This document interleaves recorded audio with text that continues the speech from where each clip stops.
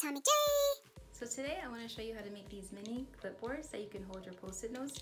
And if you have your homemade notepads, you can have something to hold them on, like this. So let's get making. The supplies you need for this project are chipboard. Get rather thick chipboard so your clipboard is sturdy. Paper. I use premium paper. You'll want your paper to be sturdy enough so it won't wrinkle when the glue is put on, but not too thick that it's hard to fold over. Think of this as bougie printer paper.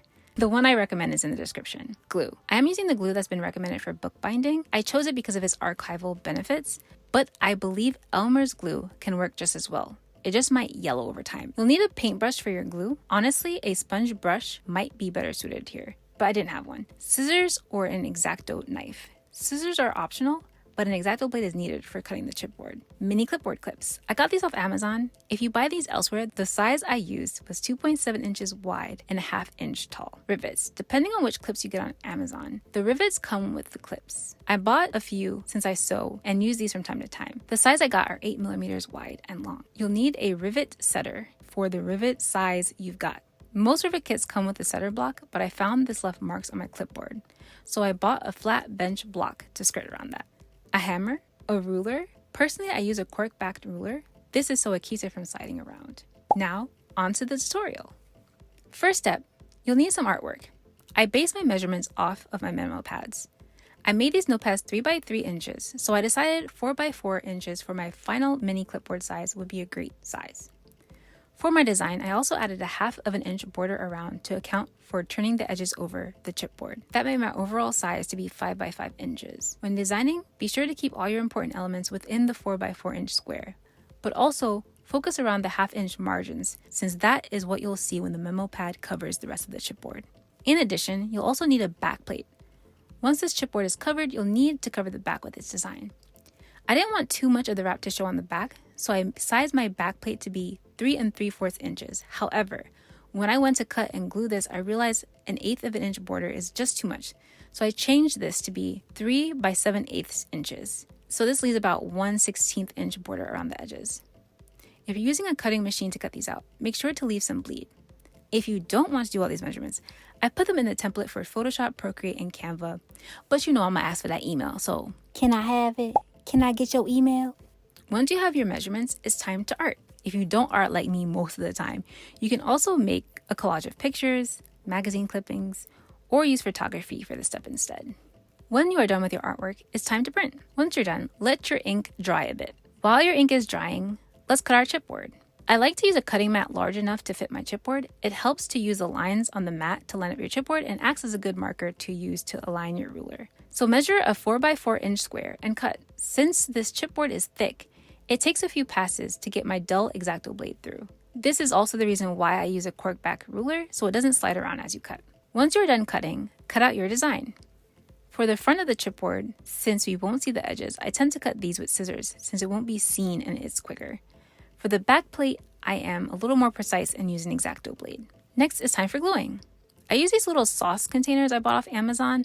Honestly, these are pretty wasteful and I regret, but I am using what I have and I try to reuse them if I can. Apply some glue to your chipboard. Not too much, as your paper can take on all the water and get soggy in some areas. I also glue on some wax or parchment paper so I don't get glue everywhere. Also note, when I first poured this glue, it was hella watery. I needed to shake it to get the actual glue out, so be sure to shake if you're using some older glue. Next, line up your chipboard to the center of your paper. Press evenly. This is probably a good time for a brayer, but I don't has. Next, it's time to turn over your edges. I tend to fold the edges and make a slight indent where the two meet the chipboard. Then cut. Do this for all the sides, then glue down. This makes it easier to turn and looks a bit neater in my opinion. Next, we will attach the back plate. Add some glue to your paper and the line and glue down. Let these dry. Because of the glue, sometimes these will curl a bit, so I usually cover these in parchment or wax paper and let them dry between some heavy books. Hi, sorry to interrupt. It looks like you're halfway in this video and I don't see that you're subscribed yet, you know? It's cool if you don't like me. It's alright, but like you're halfway in, you're kind of committed. Might as well just hit subscribe, you know? Help a girl out. After a few hours, you can see here that it has dried flat. Now it's time to add our hardware, but first we need to figure out placement. I first take a clip and insert a chipboard piece the size of my memo pad, or you can use a memo pad that you have already made. I then place my clip so the clipboard edges are evenly shown around the notepad when it's placed inside. I also realized because these have a tab at the top for hanging, you want to place the clipboard clip near the top edge. I, of course, did not do that, but you are smarter than me. When you have a good place, apply some pressure to your clip and remove your memo pad template. Next, trace the holes for placement of the rivets. Once that's done, it's time to get hammering. First, we need to make some holes in our chipboard. Make sure you use a surface you do not care about. It will mess your surface up.